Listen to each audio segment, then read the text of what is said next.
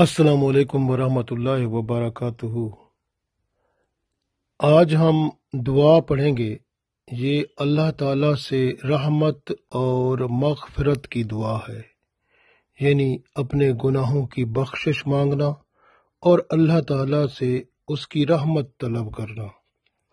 ये दुआ रसूलुल्लाह सल्लल्लाहु अलैहि वसल्लम अक्सर मांगा करते थे और ये कुरान पाक में सूरह मोमिनून की आयत नंबर 118 में मौजूद है।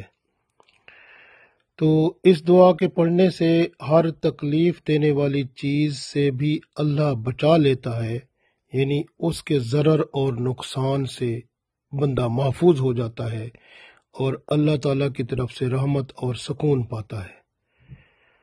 हर महबूब चीज़ जो बंदे की होती है शरीयत के मुताबिक अगर हो तो अल्लाह ताला की रहमत से उसका भी हसूल मुमकिन हो जाता है। इसी तरह से अपनी कोई ज़रूरी कोई हाजत हो तो उसके लिए भी इसे पढ़ा जा सकता है और अल्लाह की रहमत से वो हाजत जो शरीयत के मुताबिक हो पूरी ज़रूर होती है। इसी तरह अगर किसी के ऊपर कर्जे हों, बहुत बड़े कर्जे हों, तो इसको ज़्यादा से ज़्यादा पढ़ता रहे तो अल्लाह ताला गैब से उसके कर्जे भी अदा करवा देते हैं, उसका भी इंतज़ाम फरमा देते हैं। तो अल्लाह ताला की रहमत से इस दुआ के पढ़ने के बड़े फ़ायदे हैं। पढ़ते हैं दुआ। औज़ु बिल्लाहि मिनश शैतानिर रजीम, बिस्मिल्लाहिर रहमानिर रहीम। रब्बिग़फिर वरहम व अन्त खैरुर राहिमीन।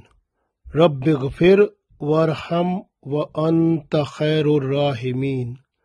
रब्बिग़फिर वरहम व अन्त खैरुर राहिमीन।